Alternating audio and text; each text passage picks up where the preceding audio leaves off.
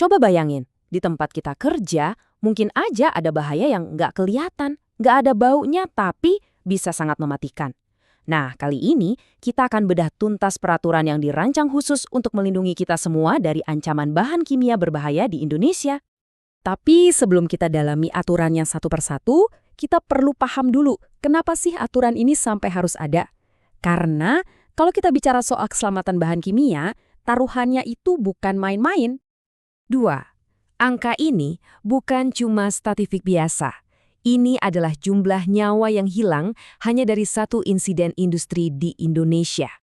Dan dari insiden yang sama persis, ada 9 orang lagi yang menderita luka parah.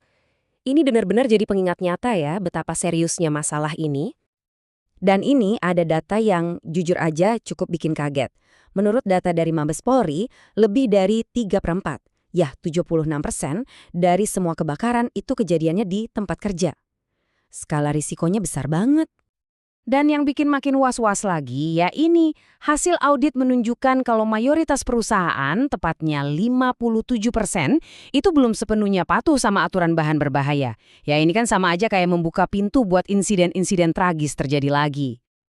Oke, kita udah lihat masalahnya. Sekarang yuk kita beralih ke solusinya. Pemerintah kita nggak tinggal diam kok. Ada sebuah kerangka kerja khusus yang dibuat untuk mencegah bencana semacam ini.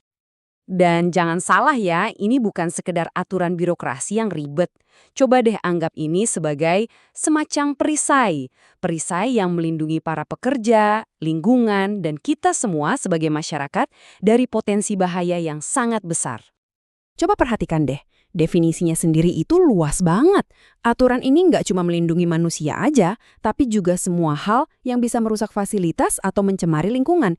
Jadi, cakupannya itu komprehensif sekali. Oke, pertanyaannya sekarang gimana caranya bahaya-bahaya ini dikomunikasikan di lapangan sehari-hari? Nah, disinilah ada 2 alat super penting yang jadi pondasi utama dari keseluruhan sistem keselamatan ini. Aturannya jelas banget, setiap bahan kimia berbahaya itu wajib punya 2 dokumen ini, LDKB atau Lembar Data Keselamatan Bahan, dan label yang jelas. Ini harga mati, nggak bisa ditawar sama sekali. Jadi, LDKB ini ibaratnya buku manualnya si bahan kimia. Isinya semua informasi rinci yang bisa menyelamatkan nyawa. Mulai dari apa yang harus dilakukan kalau tumpah, sampai alat pelindung diri apa yang paling pas untuk dipakai. Semuanya ada di situ. Nah, biar gampang bedainnya, gini aja. LDKB itu buku manual lengkapnya buat yang butuh info mendalam seperti tim darurat. Sementara label itu kayak stiker peringatan di kemasannya buat ngasih tahu bahaya secara instan. Dua-duanya punya peran yang sama-sama krusial. Tapi kan, nggak semua tempat kerja itu tingkat risikonya sama ya. Ada yang risikonya sedang, ada yang tinggi banget.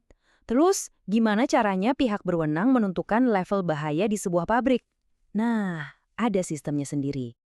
Kuncinya ada di konsep yang namanya NAK atau nilai ambang kuantitas. Gampangnya, ini tuh angka batas. Kalau jumlah bahan kimia Anda di bawah angka ini, risikonya menengah. Tapi kalau di atasnya, wah langsung masuk kategori bahaya besar. Sederhana tapi dampaknya besar. Proses klasifikasinya sendiri sebenarnya cukup jelas. Pertama, perusahaan laporin semua bahan kimia dan jumlahnya. Kedua, pemerintah datang buat ngecek langsung ke lokasi. Terakhir, fasilitas itu dapat stempel resmi, bahaya menengah atau bahaya besar. Jadi, pengawasannya objektif. Nah, kalimat ini nih yang paling pas buat merangkum prinsip NAK. Ini bukan cuma tentang bahan kimia apa yang Anda miliki, tetapi berapa banyak yang Anda miliki. Kuantitas itu jadi penentu. Punya bensin seliter di garasi sama menyimpan ribuan liter di tangki raksasa, risikonya jelas beda banget kan?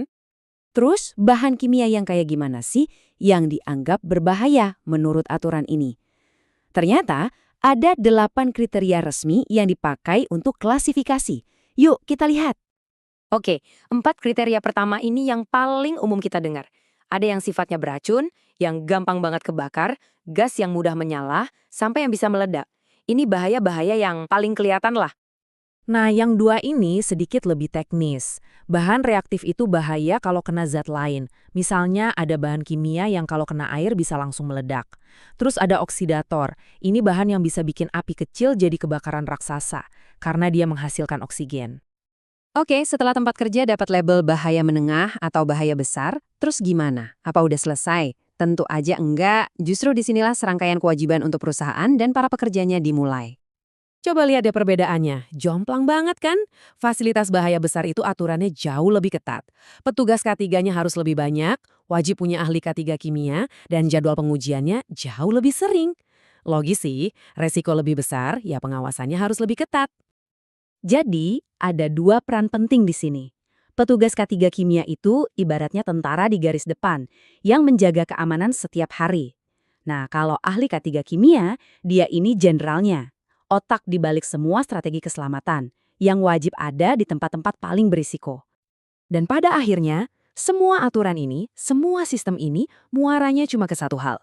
Keselamatan itu bukan cuma soal dokumen atau sertifikat di atas kertas. Keselamatan itu adalah praktek sehari-hari yang dijalankan oleh orang-orang yang memang kompeten dan terlatih. Nah, setelah kita bongkar semua kerangka aturan ini, ada satu pertanyaan penting untuk kita semua renungkan. Nggak peduli Anda kerja di pabrik kimia atau di kantor biasa, coba tanyakan ke diri sendiri.